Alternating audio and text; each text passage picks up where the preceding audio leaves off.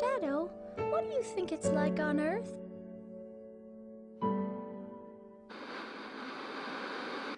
The adventure era is known for a variety of things. Other than it being the obvious jump into 3D for the Sonic series, it brought along new faces and staples we still see today. Among them, a very special character and easily top 5 most recognizable in the franchise, Shadow. Now, placing his popularity aside, Shadow is equipped with a handful of abilities and a personality that tends to differ from the average Sonic character. He's sort of a weird character for the franchise. You almost question why a character like Shadow was made. Well, in this video, I want to highlight Shadow's existence by going over what exactly made him special and why his decline came to be. Like Sonic, Shadow's life is a bit of a roller coaster. One moment you're high, other moments you're low. That goes without say. Unlike Sonic, however, Shadow was born into a world of controversy, right? Sonic was 3D, many people weren't into the series like they used to be, and Sonic Adventure already introduced a number of characters. Big obviously wasn't received well, but Gamma was seen rather harmless for the most part. With Sonic Adventure 2, as we all know, there was a focus on morality. Good versus evil, hero versus dark. It goes without say that evil Sonic had to be a thing for this to work, and that exact thing happened. You didn't want to go with Metal Sonic or any other robot Sonics because they're old, and this is Sonic Adventure 2. Sonic games were constantly adding characters up until 2007, so to make this sequel fitting with the appeal, it's very understandable why a new character took the role instead of this guy. Shadow was very striking. He was a character you paid attention to because of how much he fit the game's atmosphere, the heavy use of rock instrumentation, the darkness SA2's plot picked up throughout, and even from a gameplay perspective. Again, like Sonic, Shadow's shoes were designed for grinding, which was a huge focus in Adventure 2. It helps that the game's story was definitely centered around Shadow. Some even like to call Shadow the main character of SA2. I could see why. Shadow's presence here was very clear.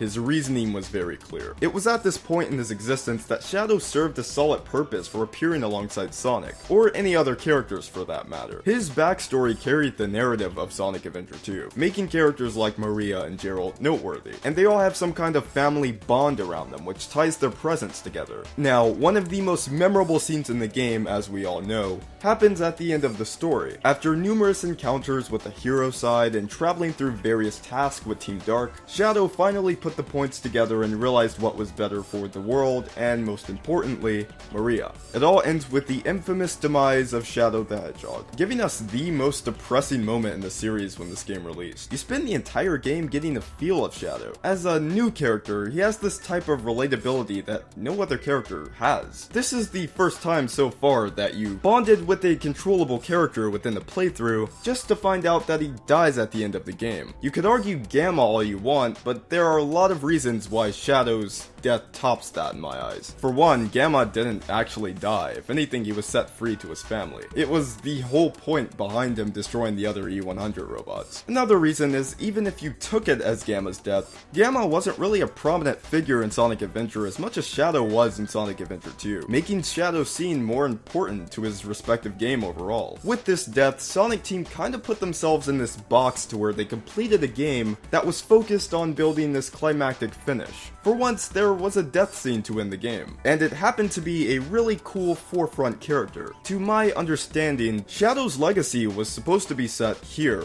and only here. Unlike Knuckles, unlike Amy, but exactly like Tikal. It's really unknown if the idea of Sonic Heroes was alive around the creation of SA2. Some like to believe the Rest Easy heroes placed at the end of the game foreshadows it, but it was never confirmed from my knowledge. I bring this up because Sonic Heroes marked a pretty important point in not only Sonic's history, but Shadow's also. As you all know, Shadow somehow returned in Sonic Heroes. It's highly accepted that this was a result of fan outcry. Sega couldn't resist the fact that so many people fell in love with Shadow, and it's believed that they thought his death/story should be continued upon. And that's exactly what happened. Sonic Heroes marked the very soon return of Shadow the Hedgehog, 2.5 years after Sonic Adventure 2. And this, unfortunately, is where Shadow's reputation begins to fall. This is a common understanding among Sonic fans, but let's look at why. Is the idea of making Shadow return bad?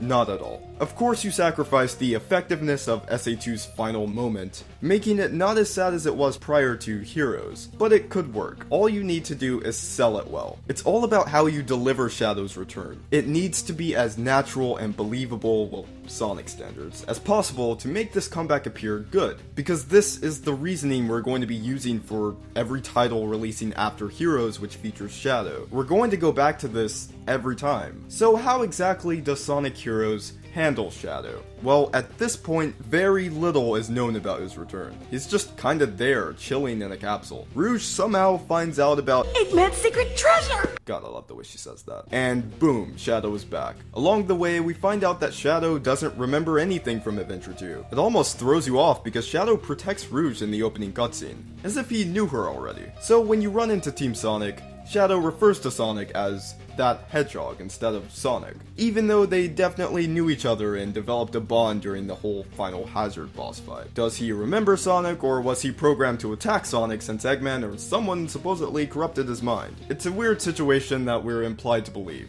They went with the amnesia route, which could definitely work, but I can't say that it helped solve anything in the long run. At this point in Shadow's history, early 2004, we don't know if this is even the real Shadow. Heroes definitely advertised the name Shadow. He certainly carried over the same abilities and voice from SA2. But why did Eggman have Shadow sealed somewhere? Why couldn't Shadow remember anyone? Why were there hundreds of Shadow clones at the end of Team Dark's story? Heroes does little to explain really anything about Shadow's return, leaving small hints and clips left open for tons of interpretation. It's almost as if the Team Dark story is a prequel or prelude to something that will further explain Shadow's return. And thankfully it was. Sega came to the conclusion that Shadow's story was so broad and different, more so than any other character, that it needed its own game, Shadow the Hedgehog. Now what's interesting about this game is that it was actually a direct sequel to Sonic Heroes. Every character returns except Biggs, sadly. I'm very interested to see how that would have been. And even the gameplay feels very Heroes, minus the team gimmick. However, Shadow the Hedgehog is known for having a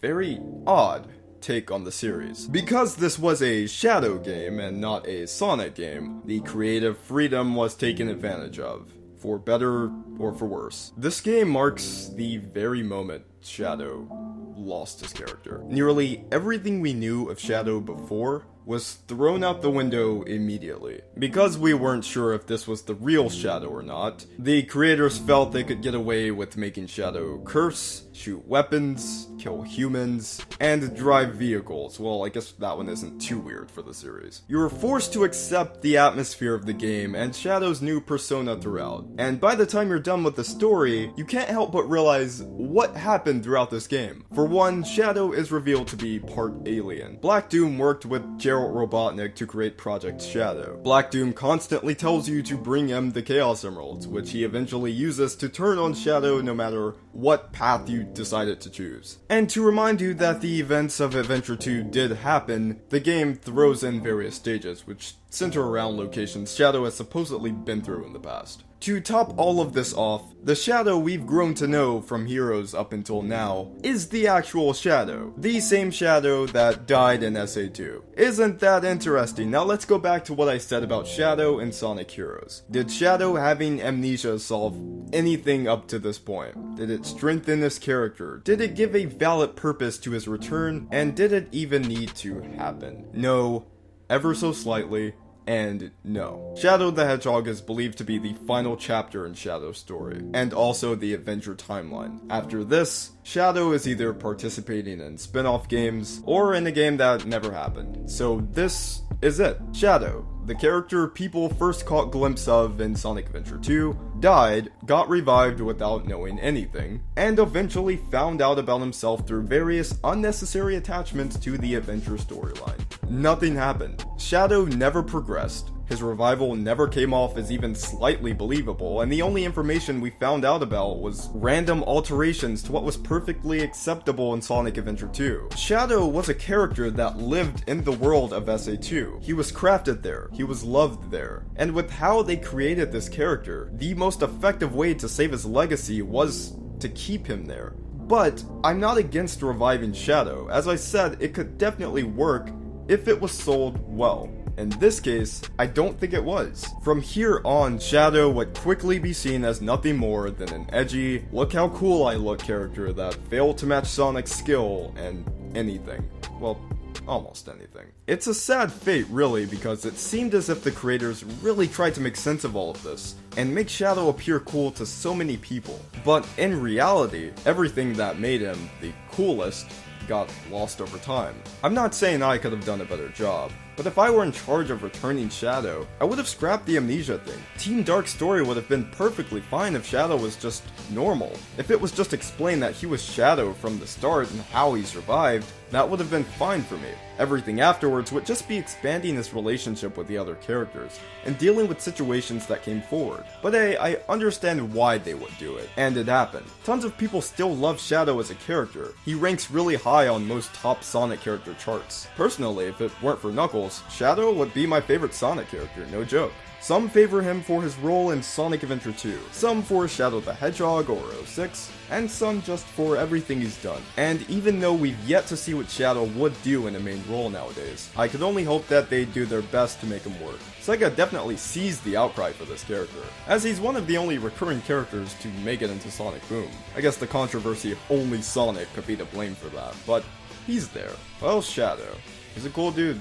I just wish his follow-up games showed that.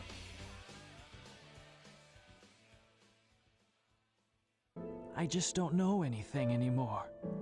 I often wonder why I was created, what my purpose is for being here. Maybe if I go down there, I will find the answers. Maybe.